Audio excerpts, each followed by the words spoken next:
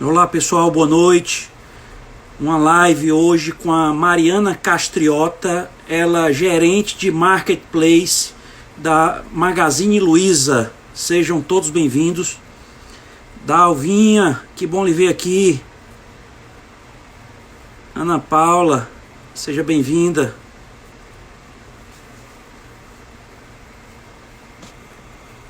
Guardando aqui.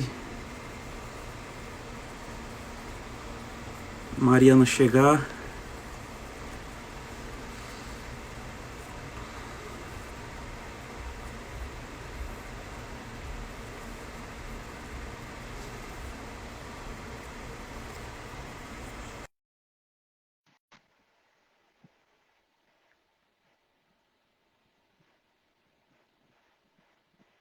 Mariana, bem-vinda. Mariana, boa noite. Boa noite, tudo bem? Tudo ótimo. Seja bem-vinda ao Diálogo Aberto. É uma honra recebê-la. A honra é toda minha, é um prazer falar com você, ainda mais sobre um assunto que eu gosto tanto. Com certeza. Prazer recíproco. Mariana, conhece aqui a nossa terra, Ceará, Fortaleza? Adoro, eu amo de paixão o Nordeste. Eu acho que é uma das regiões no Brasil que eu sou mais apaixonada. Eu falo para minha mãe que ela errou o estado. Eu sou mineira, mas eu tenho uma afinidade muito grande com o Nordeste, com os artistas daí. Eu falo que muita coisa boa sai dessa terra, né? Grandes poetas, grandes escritores, músicos. Com certeza. Mariana, então, para iniciar aqui a nossa conversa, né? Assim, tem sido bem rico, né? Nós temos feito lives diariamente com diversas temáticas, sabe? E assim, com certeza será muito produtivo aqui. O nosso intuito é levar conteúdo realmente para os seguidores, sabe? Importante. E nada melhor do que ouvir aí um especialista no mercado aí online, né? No e-commerce, que tanto hoje estão se buscando aí as empresas e tudo. Então, eu gostaria que... Eu tenho sua biografia, mas eu acho que seria interessante você se apresentar, por gentileza. Legal. Bom, falar um pouquinho sobre mim. Eu sou física de formação, é um tanto quanto inusitado, mas eu trabalho com comércio eletrônico praticamente desde que eu me formei na faculdade. Eu comecei a minha carreira no Magazine Luiza como trainee. Tive passagens por outras empresas, dei uma volta, inclusive, para uma empresa que tem uma força aí no Nordeste, que era o antigo grupo Máquina de Vendas, que é dono da Insinuante, da Ricardo Eletro, da Eletroshopping, fiquei quase Sei. 4 anos. Depois eu fui para o Estadão montar um marketplace de produtos enogastronômicos. Voltei depois novamente para o varejo, passei por Motorola com a Infracommerce. E recentemente eu voltei ao Magazine Luiza. A gente fala que o filho pródigo a casa volta. E aí eu estou de volta recentemente para poder cuidar de toda a entrada de novos parceiros dentro da empresa. Sejam eles grandes marcas, como uma Reserva, uma Osklen, até, e aí onde a gente mais tem volume, que são os pequenos parceiros através da iniciativa Parceiro Magalu. Ok. Mariana, eu tive com a Luísa Trajano aqui em Fortaleza e ela comentou lá na hora que ela tem um parentesco aqui no Ceará. Ela tem parentes aqui que eu não me recordo como é esse parentesco, mas ela tem família aqui no Ceará também. Mariana, assim, nós no Brasil, não é? No Brasil nós ainda estamos muito defasados em empresas online, né? Empresas realmente aí na internet aí fazendo e-commerce, né? A gente acompanha estudos de outros países, né? Como a China. A China tem algo em torno de 40% fazendo online, né? Os Estados Unidos aí tem algo em torno de 20% também. E o Brasil ainda está muito aquém disso, ainda tem ainda muito campo ainda para avançar.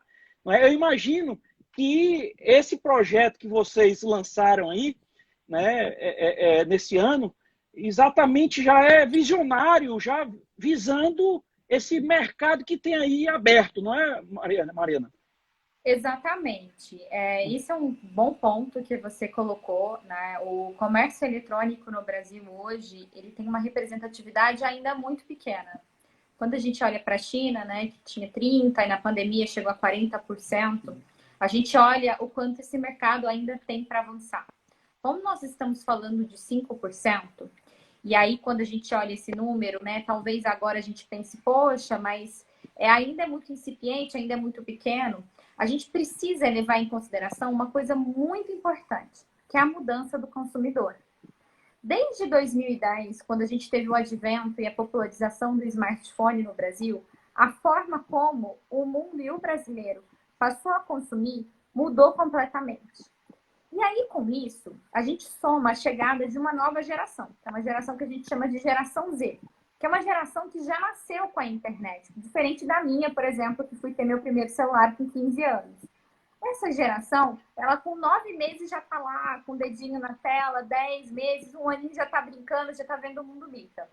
E o que acontece com isso? A internet já é a gente fala assim, já é um acessório, mas acima de tudo já é uma parte integrada da vida dessas pessoas. Hoje, quantas pessoas, né, que quando vão comprar um produto de alto valor agregado não pesquisam anteriormente? Se eu vou comprar uma geladeira, ou um fogão, ou mesmo um celular, é muito comum que eu faça uma análise, coisa que eu não fazia anteriormente. E aí, com isso, a gente olhar para o comércio eletrônico não é principalmente porque é uma tendência que vai me ajudar. É principalmente porque se eu não olhar, o meu negócio ele tende a morrer. E não querendo ser determinística e muito menos fatalista. Eu sempre falo isso. A gente acredita muito no modelo da loja física. Eu sou de familiares que têm loja física. O Magazine Luiza, ele investe muito ainda nisso. Nós temos 1.157 lojas e a gente está abrindo mais e mais. Mas a gente acredita que no futuro o que vai acontecer é uma coexistência de mundo online com o mundo físico. As duas coisas vão coexistir de modo que as pessoas vão até a loja física para viver uma experiência. Nós brasileiros gostamos, sim, muito do olho no olho, do contato, de se relacionar. Mas por que a internet também ficou muito popular? Exatamente pelas redes sociais. Então, o que vai acontecer é que a gente vai consumir cada vez mais online, seja alimento, seja supermercado, seja, enfim, até os próprios serviços de streaming, né, que acontecem online, eles estão revolucionando a forma como o mundo está consumindo entretenimento. Então, com essa mudança, o que a gente vai ver daqui para frente é que as empresas que não aumentarem os seus canais de venda, não atingirem mais públicos diferentes, elas vão ter dificuldade de se manter viva daqui para frente. E com o Covid a gente viu que isso nada mais é do que o reflexo do que a gente está vivendo agora, né? As empresas, de uma certa forma, os restaurantes passaram a ter que vender no iFood, passaram a ter que entregar via Rappi, os shoppings tiveram que se adaptar ao WhatsApp, né? Então, várias empresas surgiram dessa forma, aos deliveries, então, aos drive-thru que a gente está vendo. Então, realmente, houve aí uma aceleração por parte do comércio como um todo em decorrência do Covid. Mariana, você que tem avançado nesse projeto aí, né, nós temos grande maioria das empresas brasileiras, né, são pequenas e microempresas, e ainda tem muito aqueles empreendedores tradicionais, né, que eu até imagino que você deve encontrar até resistência, né, para implantar o online, né? Exatamente. Na verdade, no Brasil, a gente tem mais ou menos 5 milhões de MEI e Simples Nacional, que são empresas que têm ali o MEI, no caso, até 85 mil de faturamento e o Simples até 4 milhões. Quando a gente olha todo esse cenário, né, que são essas 5 milhões de empresa, apenas 50 mil vendem online. Quando a gente foi lançar o parceiro Magalu, eu, juntamente com a minha equipe, fomos bastante para a rua para entender o comportamento desse empresário brasileiro. E a gente se deparou com um mundo muito diferente do que a gente estava acostumado. Porque nós estamos em São Paulo, onde grande parte das vezes a gente vê aquilo ali pulsando de uma forma que a gente acredita que seja o referencial de Brasil, mas não é. Em Caxias do Sul, por exemplo, eu sempre gosto de falar muito de Caxias do Sul, porque Caxias do Sul é uma cidade que é turística. Lá em Caxias, existem inúmeras empresas de tipo de turismo, que vendem um chocolate, que vendem vinho, que nem cartão de crédito passam. A minha própria tia, tá, gente? A minha tia, ela faz o inventário da loja dela no caderno brochurão. Todos os dias, ela leva tudo que teve na loja dela para minha avó fechar o caixa. Então, ela ainda tem a fichinha de crediário, ela não tem absolutamente nenhum sistema. Então, quando nós olhamos para o interior do Brasil, o que a gente vê? Né? Que até antes da gente falar de digitalização, porque digitalização é muito importante para que essas empresas elas tenham continuidade, longevidade e continuem existindo, nós percebemos que a gente ainda tinha alguns outros passos para poder avançar, que é dar a essas pequenas empresas subsídios e ecossistema para que elas possam, inclusive dentro da empresa delas, terem coisas que já vão aumentar o faturamento, como o próprio cartão de crédito. Esse nível de formalização é muito importante, é muito essencial que esses pequenos empresários eles saibam da importância disso. E existem inúmeras iniciativas no Brasil. O próprio Sebrae, que tem cursos de capacitação, as associações comerciais, que dão todo esse suporte para essas empresas. Então, a gente sabe que aquele empresário que estiver disposto, ainda assim, temos coisas e, principalmente, um ecossistema para dar para eles. Mas, realmente, é um grande desafio, tá? Eu quero avisar aí para os seguidores que estão nos acompanhando, qualquer pergunta que vocês queiram aí fazer aqui para a Mariana, tá? Relacionada aí ao comércio eletrônico, tá? Vocês podem enviar aí que ela está aqui gentilmente para responder. Mariana, nós, o lojista, né? Ele tem que se adaptar ao consumidor, né? Não é o consumidor que tem que se adaptar ao lojista. Essa é a lógica, né? Exatamente. Esse é o grande momento de turn point que a gente fala, né? Quando a gente olha para 30 anos atrás, o que acontecia com o comércio? Eu, por exemplo, sou de uma cidade de 18 mil habitantes. Quando você vai numa loja e que você quer comprar um produto, se aquele produto não tem, o comerciante fala, eu só tenho isso. Você que se adapte ao meu mundo, né? E aí, durante muito tempo, toda tomada de decisão ficava muito mais no comerciante do que no cliente propriamente dito. Desde que a internet ela alcançou esse nível de popularização, o cliente ele passa a ser o centro de tudo, né? O cliente ele é aquele que vai decidir onde e quando ele comprar. Então, quando a gente olha para o nosso negócio, a gente sempre tem que visar o que o nosso consumidor espera. A gente está aqui no Brasil, no momento ainda em que nós estamos passando por uma mudança das empresas e elas estão se tornando multicanais. Existem 3 movimentos para isso.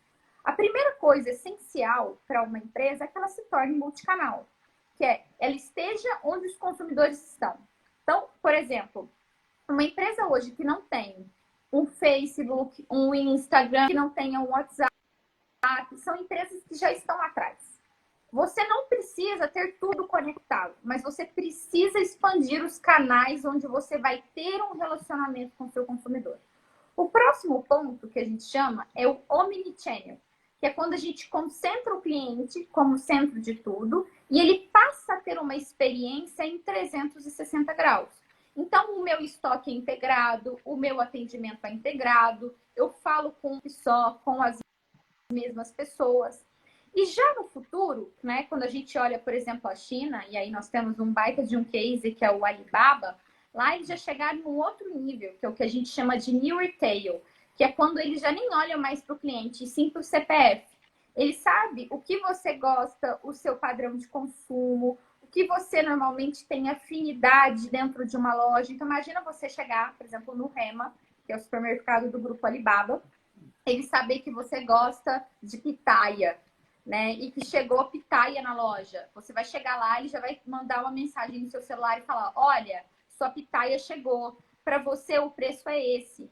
Você vai ter preços diferentes por tipo de consumidor, assim como ofertas. E você, se quiser, não precisa nem passar ali. Já vai ter uma compra preparada com todos os itens que você costumeiramente compra, te esperando. Você só coleta, ou se você quiser receber em casa, você recebe. Então, essa é a evolução do comércio natural, que é que a gente chama de New Retail, e que, enfim, tem N vídeos no YouTube muito legais explicando isso. Mariana, eu tive conversando com um empresário, um amigo meu, ele disse assim, Rodrigo, o que eu tinha planejado para avançar na tecnologia da minha empresa em 3 anos, eu concentrei tudo em 3 meses. É isso aí. Uhum. Com essa Mas, pandemia, né? Rodrigo, assim, a gente fala que o Covid ele acelerou tudo.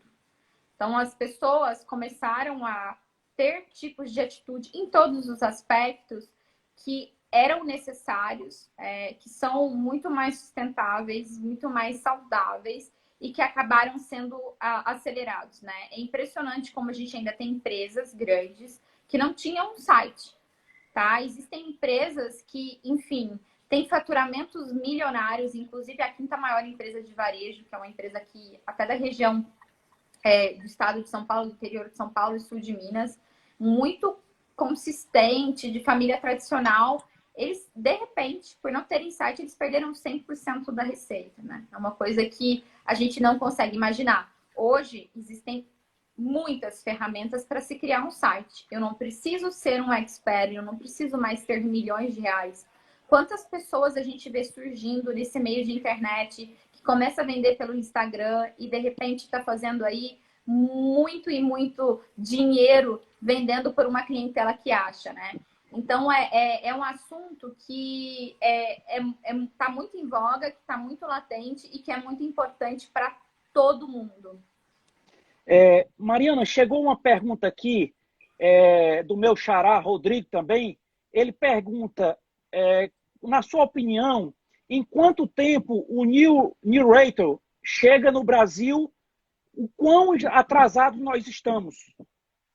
A gente está um pouquinho atrasado, tá? Assim, igual eu falei, como a gente só tem 5% das empresas, como a gente só tem 5% de todo o nosso faturamento acontecendo online, a gente ainda precisa muito se modernizar. São 50 mil empresas de um universo de 5 milhões vendendo online. Então, o primeiro movimento para isso é que as empresas comecem a entrar nesse universo, que automaticamente todo o ecossistema que está relacionado a esse mundo de digital começa também a avançar.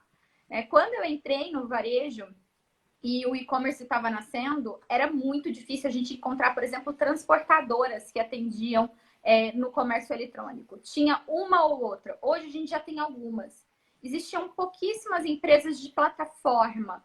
Hoje já existe algumas também. E aí, à medida que isso tudo vai melhorando, outros tipos de tecnologia vão chegando e vão ficando mais baratos aqui no Brasil. Né? No caso do Jack Ma, né, que criou esse universo inteiro maravilhoso que a gente vê no Alibaba, ele tem várias coisas que ele fez para que tivesse suporte para isso. Uma delas, por exemplo, ele criou uma universidade, que é uma universidade de formação de cientistas da computação.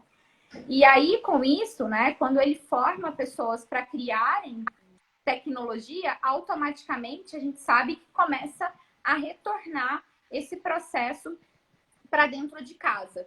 Então, tudo que acontece lá vem muito desse investimento que eles fazem em tecnologia, em software, tudo na cultura data-driven que a gente fala, né? De cultura de olhar para os dados, buscar melhorias e o tempo todo tá se atualizando nisso. Ok. Mariana, chegou uma pergunta aqui da seguidora Ivanilde. Ela pergunta, Mariana, com essa pandemia, deve ter aumentado os clientes inativos. Qual técnica você utiliza para recuperá-los? Legal, é uma boa pergunta, tá? Na verdade, uma das coisas mais importantes para qualquer... Acho que voltou. Voltou. Uma das coisas mais importantes para qualquer empresa é exatamente o relacionamento com o seu consumidor. Um dos nossos maiores desafios enquanto companhia é o que a gente chama de frequência de compras. Quanto mais um consumidor comprar da sua empresa, maior a probabilidade dela rentabilizar e também dela ter uma vida longeva, tá? Então, toda vez que a gente fala para algum empresário, o que eu preciso fazer para melhorar de forma muito simples e rápida o meu faturamento? Primeiro a gente fala, aumente o número de vezes que um cliente que já é seu fiel compra e depois aumente o ticket médio, que automaticamente isso já vai se somar. E outra coisa muito importante é criar nesses consumidores um sentimento de comunidade, tá? Hoje, as pessoas não mais se relacionam com a marca de forma fria. As pessoas precisam de ter um relacionamento de paixão com aquela marca, né? É igual a gente fala que a gente vê com a Apple. Quem compra a Apple gosta da Apple, né? Vive um relacionamento com aquela marca. Marcas hoje que não se posicionam, marcas que hoje, ou empresas, né, que não têm um relacionamento bom com a sociedade. A gente sabe que a gente está vivendo a política do cancelamento. Né? Quantas empresas durante essa pandemia a gente viu que perdeu clientela, que teve o nome mal falado nos trend topics do Twitter. Então, criar naqueles clientes, né, um sentimento de pertencimento, de que eles fazem parte daquilo ali, ajuda bastante. Outra coisa é, como que eu posso fazer para trazer aqueles clientes que não compram há muito tempo para o meu lado? No caso do Magazine Luiza, a gente tem algumas iniciativas, tá? Então, a gente tem o nosso Clube da Lu, que é um clube em que a gente faz descontos para aqueles clientes que compram mais vezes. E a gente também tem uma coisa que é muito importante, que é o que a gente chama de cliente ouro, que é uma iniciativa muito antiga nossa, em que nós cuidamos com muito amor e carinho daqueles clientes que a gente tem um relacionamento muito antigo. Então, isso começou há muito tempo atrás. No dia do cliente ouro, por exemplo, a gente recebia os clientes, a gente fechava um dia na semana, no caso era no domingo, somente para esses clientes. A equipe inteira de loja preparava, tinha ofertas exclusivas para ele, a gente recebia eles com tapete vermelho, as pessoas batiam palma, porque a gente sabe que tem muita gente que gosta disso, né? Que gosta dessa humanização do processo. Por isso que a loja física ainda é muito importante. A gente gosta do olho no olho, né? A internet é muito bom, mas nada tira o calor humano. Mariana, chegou uma pergunta aqui. Como o Omnichannel vai impactar o futuro do mercado de varejo? Na verdade, o Omnichannel já está afetando, né? Assim, grandes empresas, grandes redes, por exemplo, elas têm essa necessidade, né? Por parte do cliente, dele ter um canal único de comunicação com essas empresas. Antigamente, a gente via o varejo de uma forma muito desassociada. Você ia, por exemplo, para uma campanha de Black Friday, a loja e o .com, eles não se conversavam. Um dos exemplos, por exemplo, eu vou falar do Walmart, tá? Porque o Walmart já não está mais no Brasil, o .com, então eu posso dar um exemplo desse. Quando o .com e a loja física se comunicava, ela comunicava de forma muito diferente. Então, se eu tinha uma campanha, por exemplo, de fraldas no online e eu chegava na loja física enquanto cliente querendo comprar e não achava, isso me gerava uma frustração muito grande. A mesma forma o saque. Imagina só, eu ligo para um saque da rede física e eu não consigo falar porque eu comprei no online. A importância do Omnichannel, ela está exatamente em oferecer aquilo que eu falei anteriormente, né? Que é uma experiência de consumo para o nosso cliente final muito mais integrada, em que ele é o foco e não mais a empresa. Então, aquelas empresas que querem dar um avanço, uma coisa extremamente importante é como que eu unifico tudo para colocar nesse consumidor o meu foco. E, gente, ser omnichannel não é simples, mas é muito melhor para as empresas. A gente tem um ganho operacional, um ganho de custo, um aumento de rentabilidade e, principalmente, uma fidelidade maior daquele consumidor que ele sempre volta. Ok. Mariana, a Ivanilde está dizendo que gosta de ser bem tratada em uma loja. Assim, não existe consumo se a gente não se sentir bem tratado. Acho que foi-se a época daqueles momentos em que a gente entrava numa loja e falava, nossa, a vendedora me tratou mal, ou até mesmo porque hoje não tem espaço para isso, né? Hoje a gente tem um Instagram para poder reclamar, a gente tem um Reclame Aqui, então nada fica mais impune. Tudo tá. A minha tia fala uma coisa que eu acho muito legal. Antigamente as mudanças vinham a cavalo, hoje vem a fibra ótica, né? Então, tudo que você faz, tudo que você fala dentro de uma empresa, muito rapidamente ele prolifera, né, para o bem e para o mal. Então, a gente tem que tomar muito cuidado. Seja a sua empresa uma empresa de esquina, pequenininha, de uma porta, seja você uma empresa muito grande. Mariana, aqui no Brasil, né, nós temos muito empresários, lojistas, que realmente não tem um caixa, né?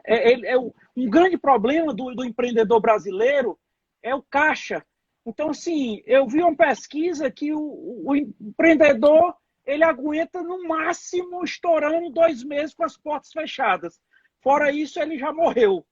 Então, assim, um comércio eletrônico, enquanto ele está com as portas fechadas, é um escape, né? Exato, né? O bom do comércio eletrônico é que você não precisa estar com as portas abertas para funcionar. O ponto é que a questão do crédito e do caixa ele é muito importante. A gente precisa falar muito sobre isso. Aqui no estado de São Paulo, por exemplo, apenas 6% das pequenas empresas possuem capital de giro para aguentar 60 dias de loja aberta. O brasileiro, gente, a gente vive um país muito desigual. É um país em que o abismo social ele é muito grande. E eu falo assim, o pequeno empresário, muitas vezes, ele nasce de uma falta de oportunidade.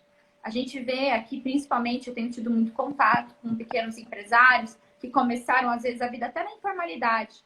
Aquela mulher que vai lá no Brás, no Bom Retiro, começa a comprar as primeiras mudas de roupa, vender para as amigas, de repente se formaliza e monta uma loja.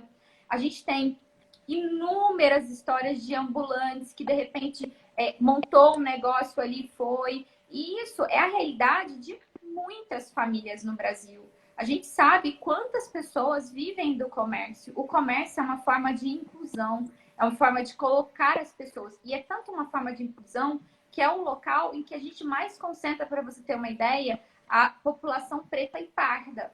Tamanha representatividade disso. Porque aqui é muito mais fácil de eu começar um negócio do que, por exemplo, quando eu coloco um negro nas universidades. Então, tem uma importância muito grande em relação a isso também. Ok. Mariana, chegou uma pergunta aqui da seguidora Natasha. Ela pergunta, Mariana, tenho comprado muito pela internet. Observo que os preços estão bem atrativos. Porém, o frete ficou bem mais caro, o que torna a compra quase inviável. Há alguma estratégia para mudar isso? A Natasha. Existe demais, tá, Natasha? É uma pergunta muito boa essa que você fez. Como eu mencionei anteriormente, o Brasil, gente, ele é um país de dimensões continentais. A gente tem aqui, né, cidades espalhadas pelos mais diversos lugares. A gente tem cidade que é a mais próxima uma da outra tá 200, 300 quilômetros, tá? E o que que acontece? A única empresa que a gente sabe que hoje chega em todos os lugares, praticamente, são os Correios. Os demais transportadores, eles ainda estão aprendendo como fazer isso. Melhorou bastante, como eu disse anteriormente, mas a gente ainda tem pouquíssimas empresas que estão acostumadas a entregar o fracionado, que está acostumado a entregar um produto que é um produto mais delicado, que precisa de todo um seguro por trás daquilo. E aí, o que que acontece nesse histórico, tá? À medida que o mercado vai melhorando, vão surgindo mais transportadoras, mas uma das maiores estratégias que a gente vem adotando, e isso é muito legal, principalmente para Norte e Nordeste, é uma estrutura que a gente chama de dropshipping. Por isso que os parceiros locais são tão relevantes para as empresas. Ao invés de eu mandar um produto para o Ceará aqui do Sudeste, eu vou mandar a partir de um lojista que já tem esse estoque perto dele, o que faz com que o meu custo operacional seja reduzido. Então, para a maioria das empresas, quanto mais locais próximos ao cliente ela tiver, melhor. Na China, isso acontece com muita maestria. No Brasil, isso é muito diferente. As pessoas gostam muito de olhar para os Estados Unidos, né, para o modelo da Amazon e falar, nossa, olha que legal, a Amazon entrega de tal forma. Só que, por exemplo, nos Estados Unidos, eu mandar um produto de Seattle para Orlando, são dois opostos na diagonal, é barato. No Brasil não é barato. No Brasil isso é caro. Então, a gente quando olha, é muito mais fácil a gente buscar inspirações na China, que tem condições parecidas, né, nível de transporte aéreo, e na China eles fizeram isso, são os dropshippings, que são pegar esses parceiros que estão ali e colocarem eles como mini CDs, do que, por exemplo, utilizar esse modelo de transporte aéreo, que a gente ainda depende bastante no Brasil, que é o que encarece o frete. Mas deve melhorar. Já melhorou bastante, mas deve melhorar ainda mais. Pronto. Mariana, inclusive tem outro seguidor aqui que complementou a Natasha aí. Ele está dizendo que passou esses 3 meses querendo comprar diversos produtos da Magazine Luiza, não comprou nenhum devido ao valor do frete. O preço do produto estava bom, mas o frete inviabilizou. Eu vou dar uma dica então, gente. Uma forma de vocês fazerem isso é comprar através do nosso app. Então, o aplicativo, produtos acima de R$ 99,00, por exemplo, eles costumam ter frete grátis para determinadas regiões. No caso do Nordeste, ainda mais se são produtos que a gente costuma ter ali nos nossos centros de distribuições próximos, como, por exemplo, de Marabá ou mesmo de João Pessoa, ele vai chegar de uma forma muito mais barata para vocês. Então, uma recomendação não só para nós, mas para o mercado inteiro, é que no app, como você tem um custo por aquisição do consumidor, você não precisa investir em mídia, né? Porque o cliente ele já está no seu aplicativo, acaba saindo mais em conta. E aí isso também vai refletir no valor do frete e, consequentemente, você vai não só receber mais rápido, quanto pagar menos. Eu confirmo essa sua informação. Hoje a minha irmã comprou um micro-ondas e o frete foi grátis. No app. Sempre comprem no app. Baixem o app, vale a pena. Mariana. Inclusive, tem um gerente do Magalu aqui, o Wellington, excelente gerente que está assistindo. Acabei de ver ele aí. Mariana, quais os produtos, quais categorias que são campeãs de venda aí no comércio eletrônico da Magazine Luiza? Na verdade, assim, a gente começou com uma empresa de eletroeletrônicos. O Wellington acabou de falar. Um beijão para você. Ele é ótimo, ótimo gerente. Ele foi um excelente vendedor. É um dos nossos cases aí de sucesso dentro do Magalu.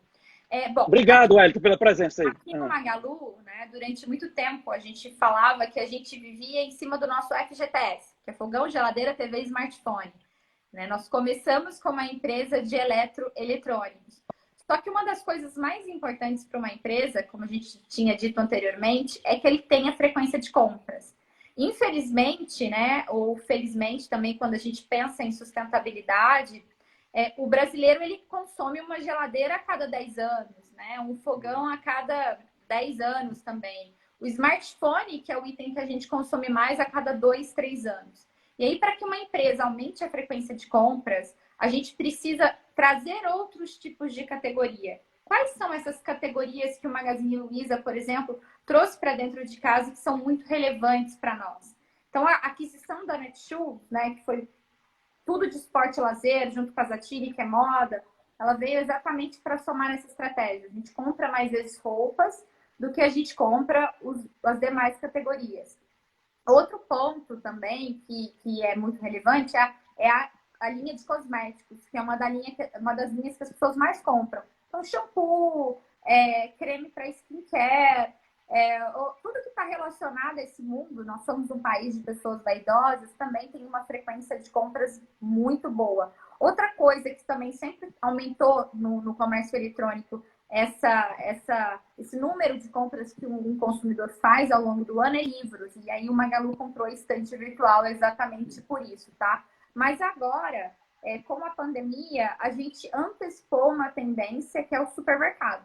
Hoje vale muito a pena comprar, por exemplo, produtos de higiene e saúde dentro do Magazine Luiza. Então, Omo, Comfort e tudo relacionado a esse mundo está valendo bastante a pena também. Ok. Mariana, chegou aqui uma pergunta aqui da minha mãe, que está assistindo a live, tá? Marta Pereira. Ela está dizendo que parabéns pelo seu trabalho, e ela pergunta se o frete grátis é um grande atrativo para o consumidor. Ela diz que conhece pessoas que adoram frete grátis. Na verdade, é um excelente atrativo, né? Quando a gente faz campanhas de frete grátis, a gente vende muito. O problema é que ele onera muito uma operação de e-commerce. O custo maior que um empresário ele tem é exatamente esse custo de frete. Como que eu equilibro, né? Como que eu faço o que a gente chama, né, de DRE ficar saudável, cobrando um preço de frete que o meu consumidor consiga comprar, mas ao mesmo tempo também sem subsidiar 100%, porque senão eu não consigo colocar tudo no meu bolso. A gente, semana passada, teve uma experiência muito legal. Com o parceiro Magalu, a gente somou muita empresa e muito nicho de mercado que nós não tínhamos no Magalu. Então, assim, eu sempre dou muito exemplo de pesca. A gente subiu 22 lojas de pescaria, lojas que tem carretilha, que tem iscas de peixe para alta profundidade. E a gente também subiu muita loja, por exemplo, de soluções auditivas. Pilha para ouvido, aparelhos auditivos, desumidificador. E aí, né, junto com esse nicho, veio café. O café especial. Nós estamos com quase 50 empresas de café, a maioria sendo produtor, vendendo no Magalu. E na quinta-feira a gente fez uma live com 4 desses parceiros, junto com a Paula Varejão, que é uma super influenciadora, tem um programa. E nós demos frete grátis nos cafés, né? Porque café especial ele tem um valor de R$15,90. Então, às vezes, o valor do frete fica muito próximo do valor do produto. A gente fez uma venda histórica. Segundo o Marcos Magalhães, que era um dos nossos parceiros e maior conhecedor de venda de café no Brasil, ele falou que o que a gente fez em um dia é mais ou menos 10 dias de uma grande rede do Espírito Santo vendendo com todos os tipos de marcas juntos. Ok. Mariana, o lojista que está fora do comércio eletrônico, ele quer se atualizar, quer realmente entrar no mercado aí, no comércio eletrônico. Qual o caminho? Por onde ele começa? Qual a orientação que você pode dizer? Legal. Acho que a primeira coisa para qualquer varejista é ele ter o que a gente fala de presença, né? Então, até antes da gente falar de comércio eletrônico, uma das principais recomendações que eu faço é crie uma página legal no Instagram, crie uma página legal no Facebook, tenha a sua marca dentro do Google. Sabe quando você busca ali e aparece o seu endereço e aparece sua fotinha? Com o teu telefone atualizado, com o seu e-mail correto. Por quê? As redes sociais é onde o brasileiro passa a maior parte do tempo, né? Então, se você já está ali, isso vale para pequenininha, como também para grande, né? Porque a forma que você tem, mesmo que você seja, por exemplo, uma international paper, né, que você faça tudo através de distribuidores, através da comunicação por mídia social, sabem do seu trabalho, sabem que a sua marca existe, elas te reconhecem, elas criam aquela relação com você. E tanto o Facebook quanto o Google, eles têm uma parte muito legal que é aberta para qualquer empresário. Eu não preciso ter muito conhecimento, que é o que a gente chama de SMB. Facebook para small business, é só digitar Facebook para pequenos negócios, como o Google para pequenos negócios. E de forma muito intuitiva, você coloca lá o nome da sua empresa e ele vai te ensinando passo a passo. O Facebook te forma, tem capacitação, tem cursos incríveis para qualquer pessoa fazer, que vai te ensinar, por exemplo, a fazer uma página legal, a se comunicar com o consumidor de forma adequada. E a partir daí você pode ir começando aos poucos. Você pode ir para um marketplace, que é uma forma muito rápida de você começar a encontrar um tráfego de qualidade pagando menos, e vai fazendo um caminho e uma jornada até que você esteja pronto para se digitalizar por completo. Ok. Mariana, por falar em marketplace, assim, um grande destaque no Brasil nesse ano de 2019 foi o Magazine Luiza. Realmente um sucesso, né? Eu venho acompanhando realmente e assim, no mercado que se fala muito é o marketplace do Magazine Luiza. Legal. Na verdade, o Magazine Luiza ele vem crescendo por muitos trimestres consecutivos, mais de 50% no e-commerce. Grande parte dessa mudança que a gente vê, né? O Magazine está realmente na boca da mídia, né? É porque o Magalu, ele conseguiu fazer essa mudança pro digital, né? O Fred, que é o nosso CEO, ele é muito consistente. E todas as vezes que a gente se posiciona, a gente cria um propósito, né? A gente tem um momento de ciclos.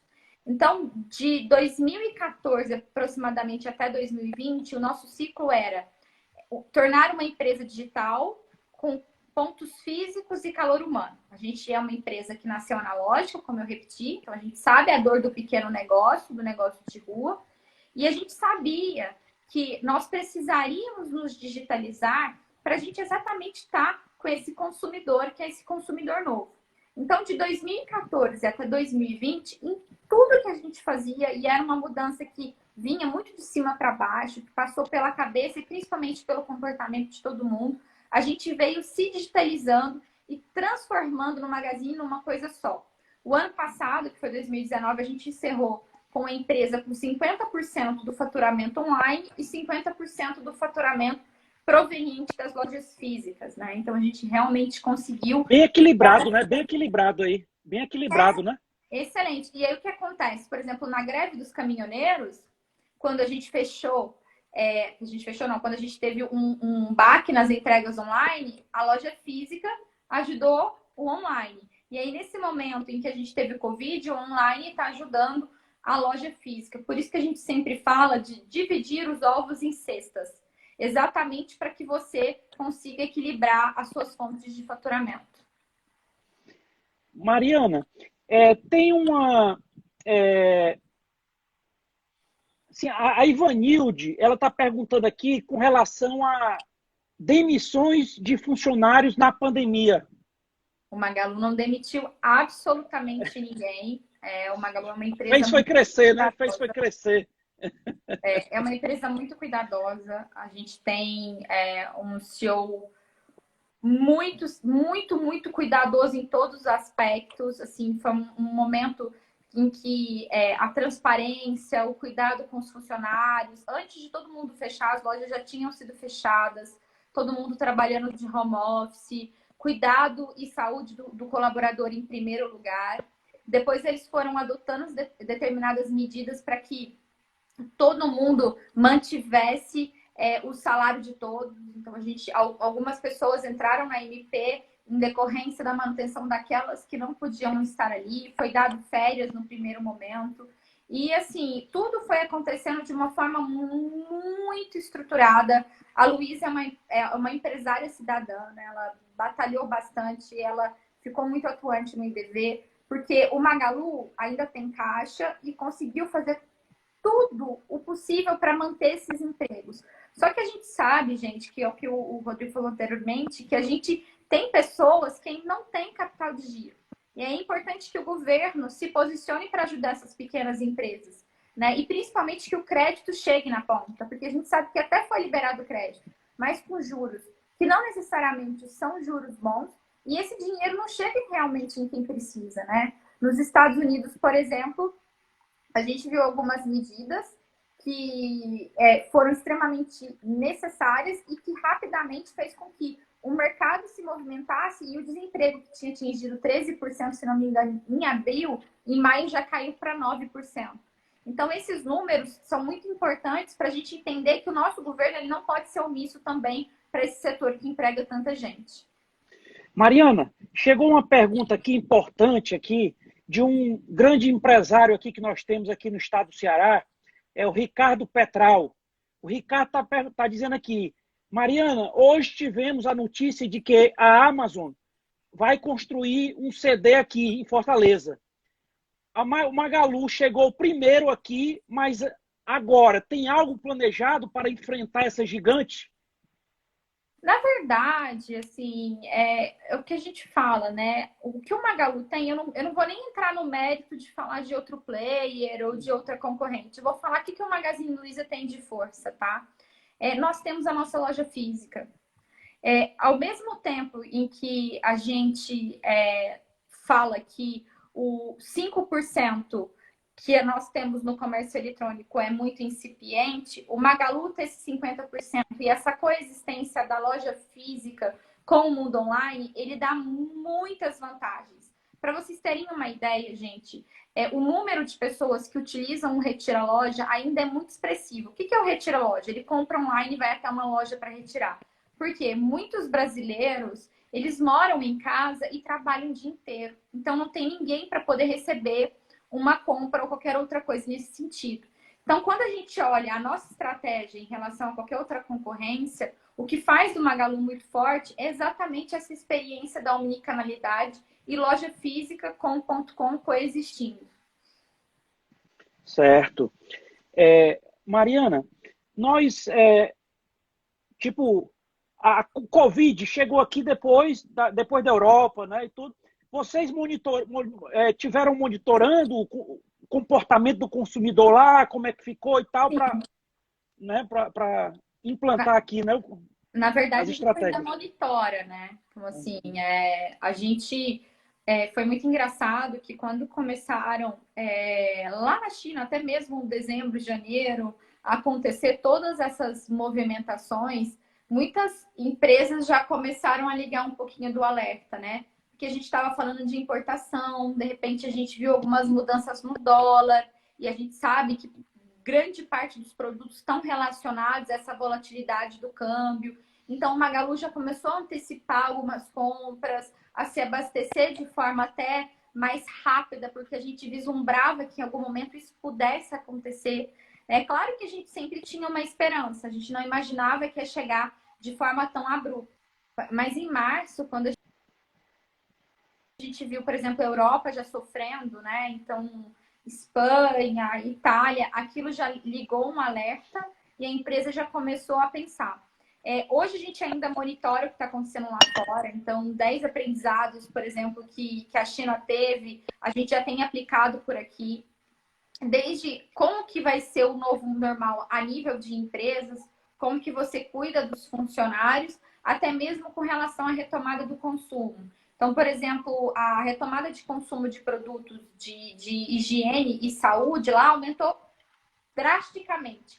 Teve picos no e-commerce, se mantiveram e na loja física também, quando teve abertura também. Outra coisa interessante que a gente viu, por exemplo, foi moda. É um dos setores que mais sofreram no mundo inteiro, porque as pessoas ficavam em casa, então existia muito medo do tipo, será que a roupa que eu estou usando agora ou que eu vou comprar no inverno, quando eu puder voltar, eu vou conseguir usar? Ou será que essa roupa vai ser tendência no próximo inverno?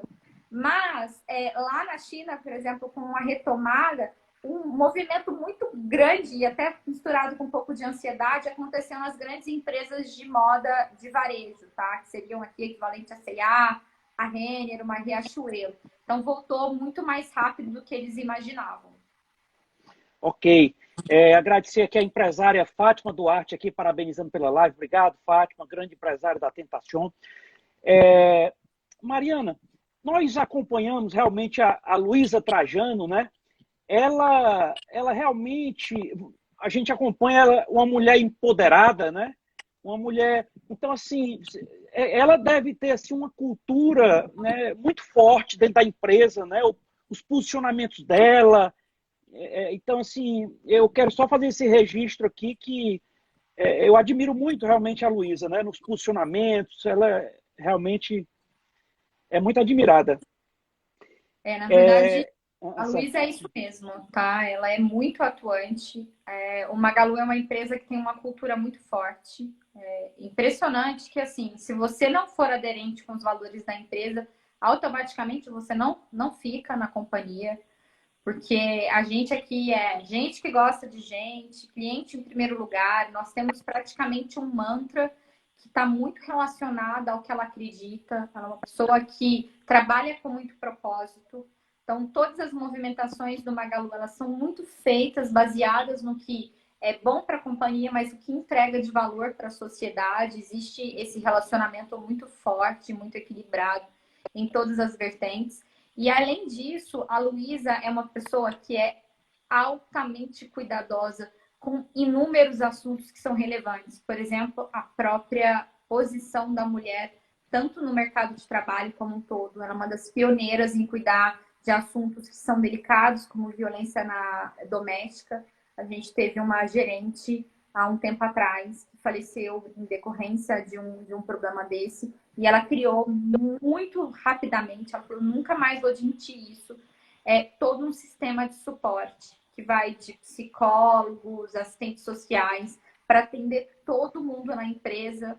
Ela, agora, né, na própria momento de pandemia, a gente viu que o número de violência contra a mulher aumentou consideravelmente. A gente lançou dentro do nosso app um chat também com um telefone para o Disque Denúncia para poder ajudar a denunciar esses casos.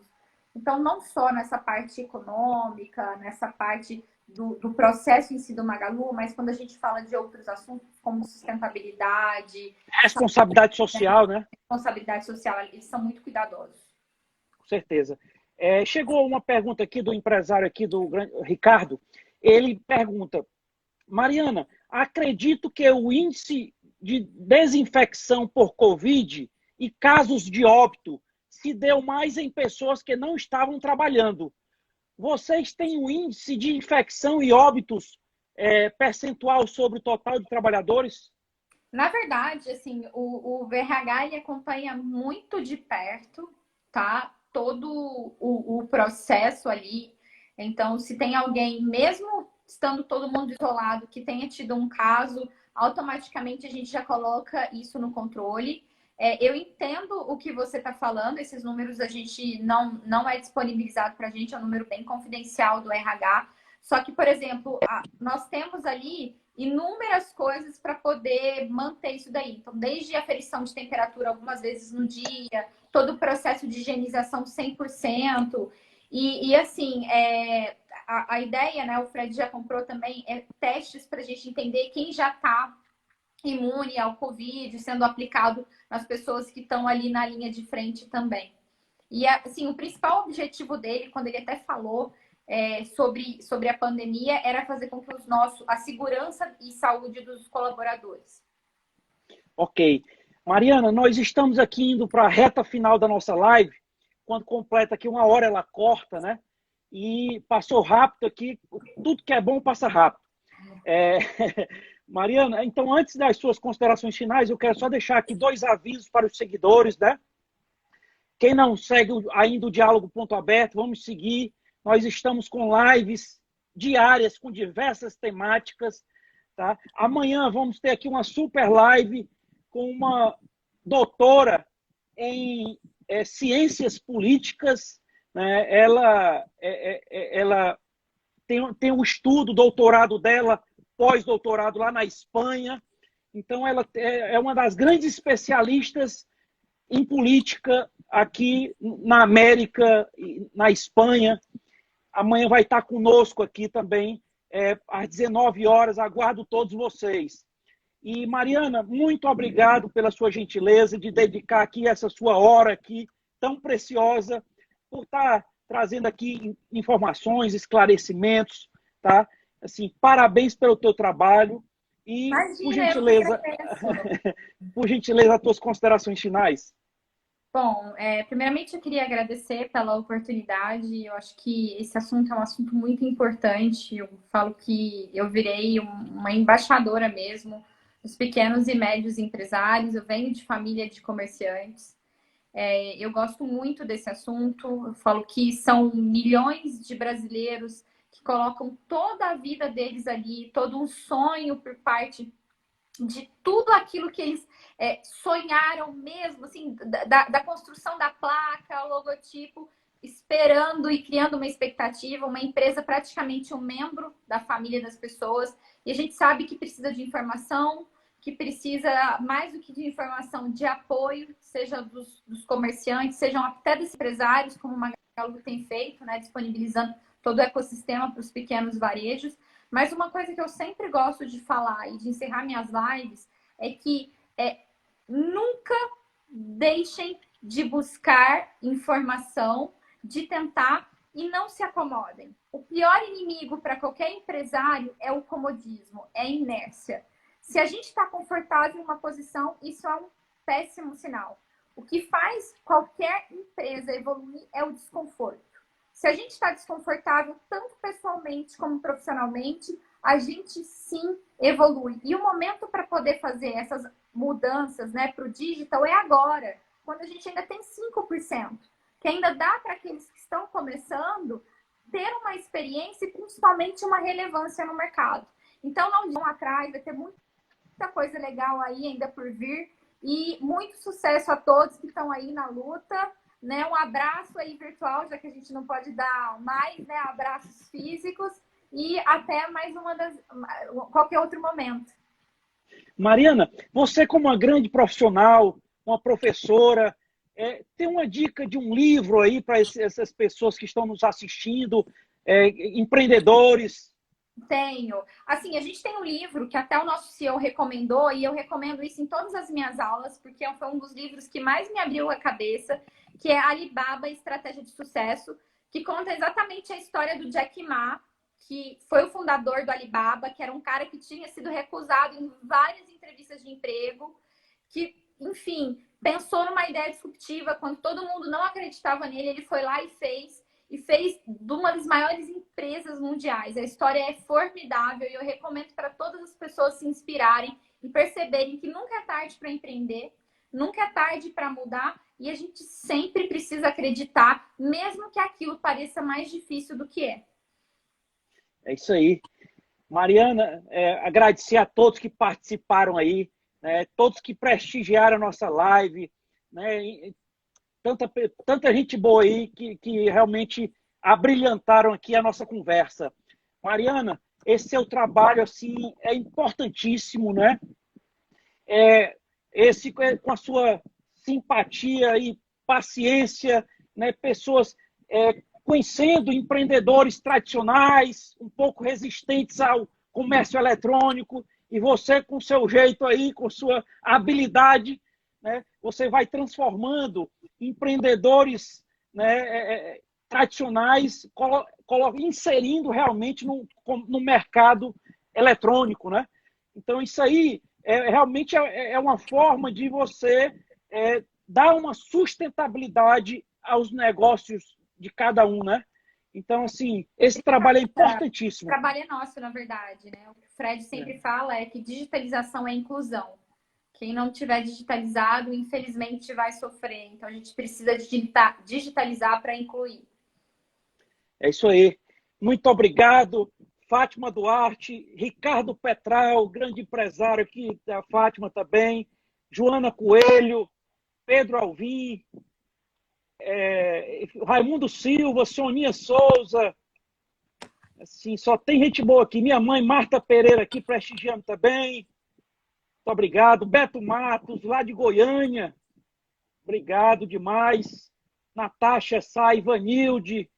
Enfim, gostaria de ler todos que estão presentes aqui, mas Rodrigo Silva, mas infelizmente o tempo aqui já vai esgotando. Mariana, boa noite. Um que Deus te abençoe. Para todo mundo aí. Conheço várias, o Rodrigo, a Joana, a Lili. Tá e bom? fica o convite, após a pandemia aí, quando você tiver uma folguinha aí, venha para o nosso Ceará, nossa fortaleza aqui, que você é muito bem-vinda. Tá, já. Muito obrigada. Um abraço. Pessoal, a live vai ficar salva aqui no feed do Diálogo Aberto. Quem não assistiu toda, vai ficar salvo aqui no Diálogo Aberto. Obrigado. Boa noite, Mariana. Obrigado. Boa noite. Tchau. Tchau. Valeu, pessoal. Obrigado a todos. Raimundo Silva, grande Ricardo Petral, obrigado. Raimundo Silva sempre presente. Diogo Lemos, obrigado. Joana Coelho, muito obrigado. Soninha Souza, Beto Matos, valeu. Fátima Duarte, Tentacion, grande Tentacion, obrigado. Valeu demais. RMA Treinamentos, muito obrigado, amigo Rogério, campeão, grande empresa de treinamentos, RMA. Solange Alves, obrigado. Doutora Camila Borges, grande advogada trabalhista, obrigado a todos. Valeu, pessoal. Amanhã o encontro marcado às 19 horas, uma super live aqui com uma renomada cientista política, vai falar aí, né, desse momento aí. Nós estamos num ano eleitoral e ela vai aí dar luz aí para nós aqui, importante. Obrigado, pessoal. e vamos seguir o diálogo aberto. E amanhã mais uma super live. Boa noite, que Deus abençoe a todos, muita saúde. Valeu, pessoal. Muito obrigado, Vitor Meirelles. Boa noite.